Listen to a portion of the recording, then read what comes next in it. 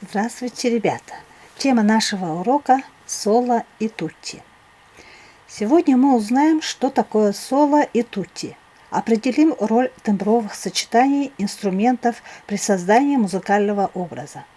И послушаем оперу Римского-Корсакова «Сказка о царе Салтане», фрагмент «Три чуда». Соло – это слово итальянского происхождения. В переводе означает «один».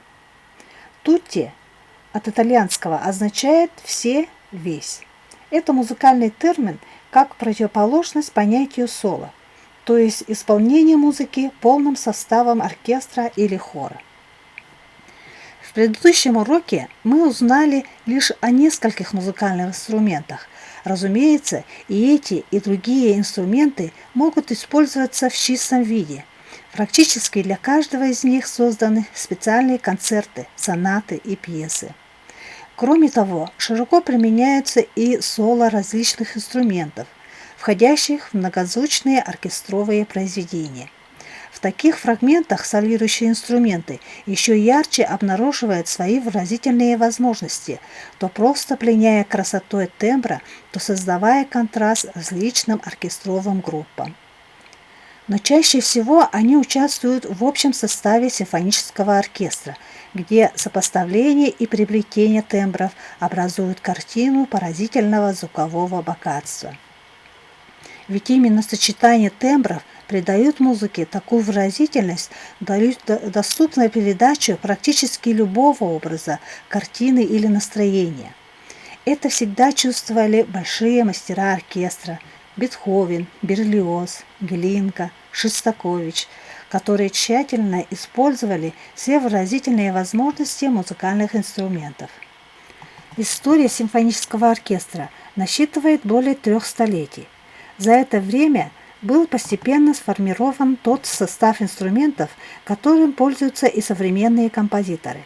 Современный симфонический оркестр включает 4 группы инструментов: струнные смычковые, скрипки, альты, виолончели, контрабасы, деревянные духовые, флейты, гобои, кларнеты, фаготы, медные духовые, трубы, валторны, тромбоны, туба, ударные и клавишные, литавры, колокольчики, челеста, барабаны, тарелки. Эти 4 группы при их умелом сочетании способны создавать подлинные музыкальные чудеса. Они поражают слушателей то прозрачностью звучания, то необыкновенной силой, то еле уловимым трепетом. Выразительность музыкальных тембров особенно проявляет себя в произведениях, связанных с яркой изобразительностью. Давайте еще раз обратимся к музыкальной сказке Римского-Корсакова, опере «Сказка о царе Салтане».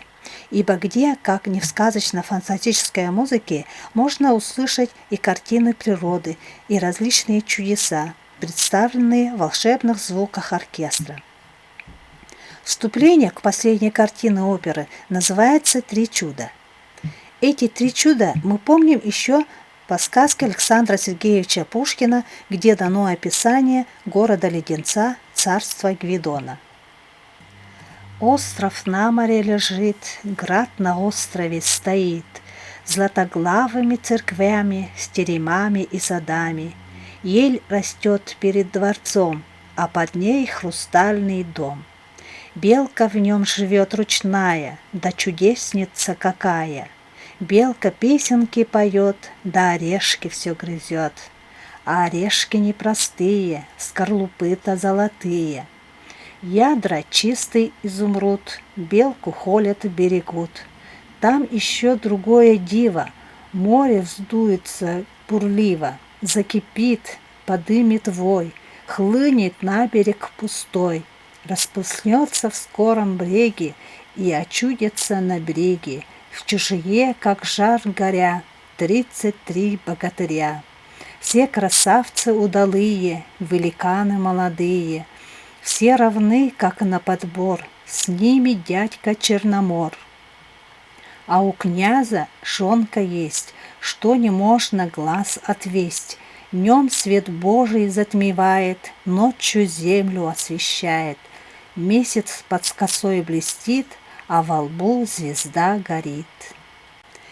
Эти строки из пушкинской сказки о царе Салтане составляют главное содержание музыки римского-корсакова. Первое из трех чудес – белка, грызущая орешки и поющая свою беззаботную песенку. Второе – 33 богатыря, являющиеся из волн бушующего моря. И третье, самое чудесное из чудес – прекрасная царевна-лебедь. Музыкальное изображение белки поручено ксилофону и флейте пикколо. Обратите внимание на щелкающий характер звучания ксилофона, точно воспроизводящего раскалывание золотых орешков, и на свищащий тембр флейты пикколо, придающий белке характер насвистывания. Но только этим не исчерпывается все богатство представления о первом чуде. Второе проведение мелодии обогащается челестой, одним из самых сказочных инструментов.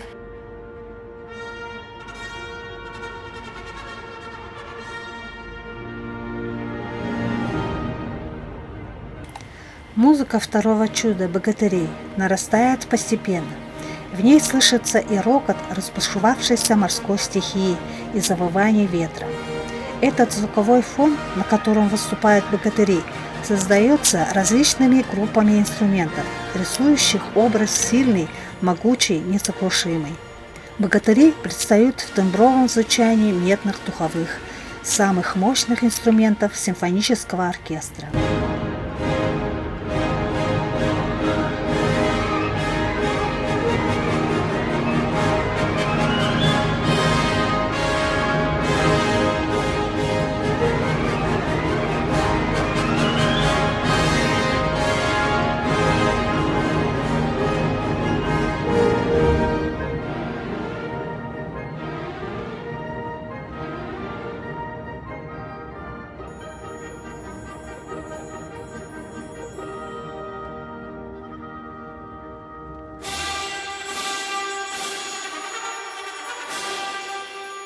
Наконец, третье чудо является нам сопровождение арфы, нежного и пленительного инструмента, передающего плавное скольжение прекрасной птицы по глади ночного моря, освещенного луной.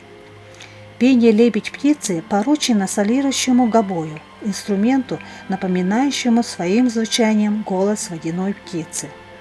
Момент превращения лебедь-птицы в царевну вызывает у Гвидона такой восторг, такое беспредельное восхищение, что кульминацией эпизода становится подлинным торжеством всего мыслимого света и красоты. Оркестр в этот момент достигает высшей полноты и яркости. В общем потоке звучания выделяются тембры медных духовых, ведущих свою торжественную мелодию.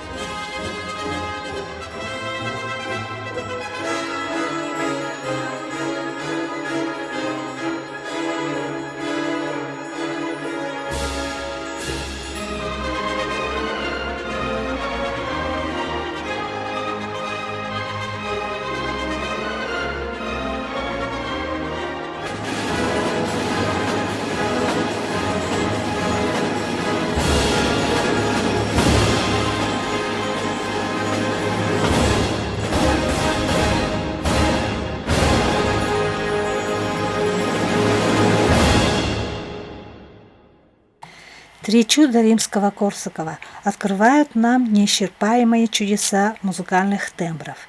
Оркестр в этом произведении достиг такой живописности, такой неслыханной красочности, что становятся понятными безграничные возможности музыки в передаче всего, что в окружающем мире достойно такой передачи. Однако важно подчеркнуть и то, что музыка творит и свою собственную красоту, как творят ее живопись, архитектура или поэзия. Эта красота может быть не выше и не лучше красоты реального мира, но она существует и, воплощенная в чуде симфонического оркестра, обнаруживает перед нами еще одну тайну музыки, разгадку которой следует искать в пленительном разнообразии ее звучаний. На этом я заканчиваю урок. До свидания, до следующих встреч.